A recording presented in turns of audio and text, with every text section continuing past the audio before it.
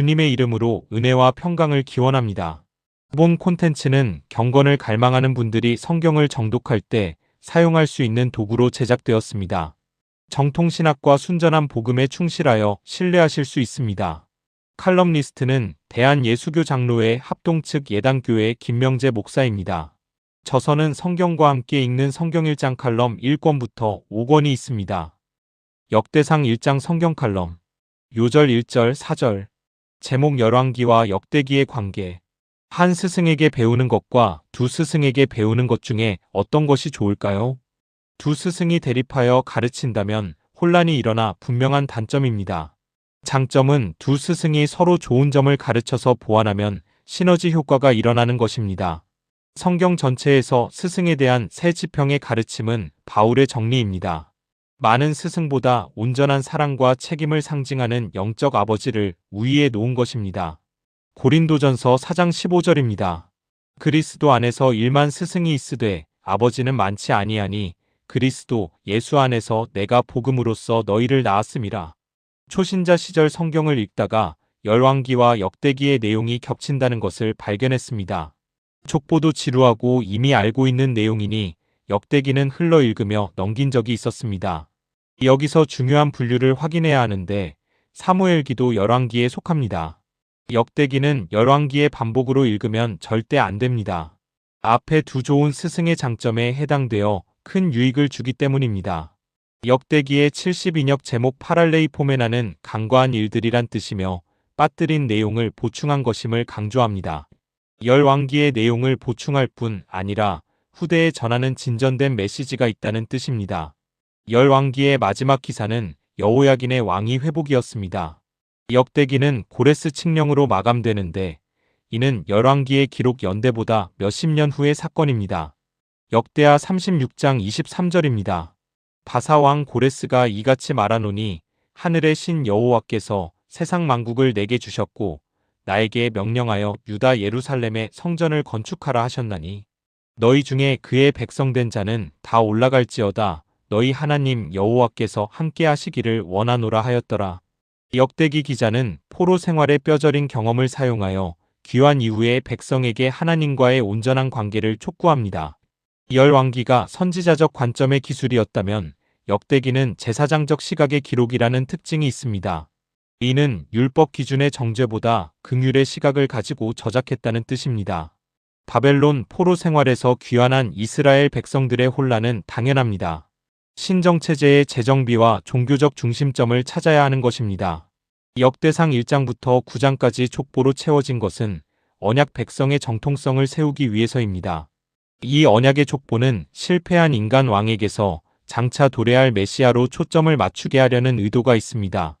역대기의 족보에 창세기에 나온 격가지 족보, 즉 가인 족보가 생략된 이유입니다.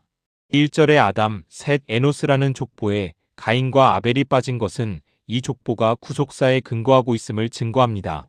믿음의 조상 아브라함으로 시작하지 않고 아담부터 시작한 것은 전 인류의 하나님 되심을 계시한 것입니다. 역대상 1장의 족보에서 아담과 아브라함만큼 비중을 가진 인물은 노아와 이스라엘입니다. 노아의 방주에 살아남은 8명으로 지구에는 새 인류가 퍼져나갔습니다. 대홍수 후에 새롭게 시작된 구속사로 볼 때 노아는 아담에 이어 인류 제2의 조상이라고 볼 수 있습니다. 노아의 아들 야벳과 셈과 함의 3명 중에 구속사의 족보는 셈이 이어받게 됩니다.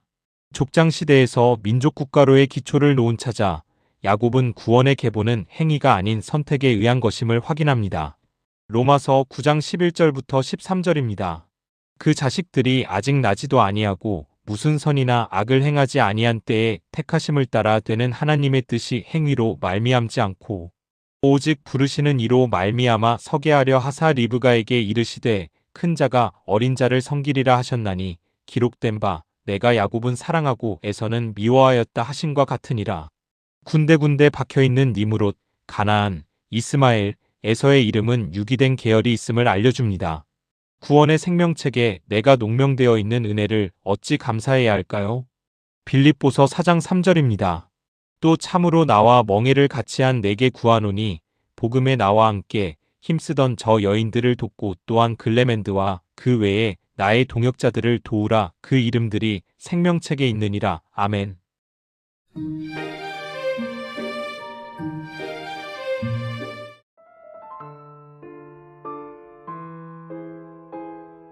주님의 이름으로 은혜와 평강을 기원합니다. 역대상 2장 성경 칼럼. 요절 4절 9절. 제목 배우고 싶은 것, 배워야 할 것. 신학대학 동기 중에 컴퓨터를 잘 다루는 친구가 있습니다. 컴퓨터가 처음 나올 때부터 기술을 배우고 세운 상가에 들락거리며 조립도 하며 아주 재미있어 했습니다. 반면에 저는 계산하고 기계 다루는 일은 필요에 의하여 할 뿐이고 즐겁지 않았습니다. 책을 읽고 사색하며 진리에 대해 탐구하는 것이 기쁘고 뿌듯합니다. 이 두 예는 어느 것이 선하고 악하고의 문제가 아닙니다. 필요와 성향에 의하여 각자 살아가는 스타일로 보면 됩니다.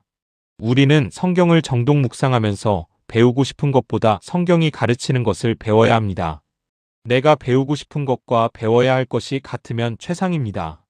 역대상 1장에서 역대기의 목적은 이스라엘 백성들이 하나님의 언약에 대하여 재정비하는 것임을 확인하였습니다.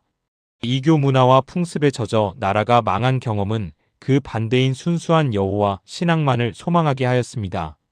이 배경을 가지고 역대기 족보를 보면 꼭 배워야 할 것이 보입니다.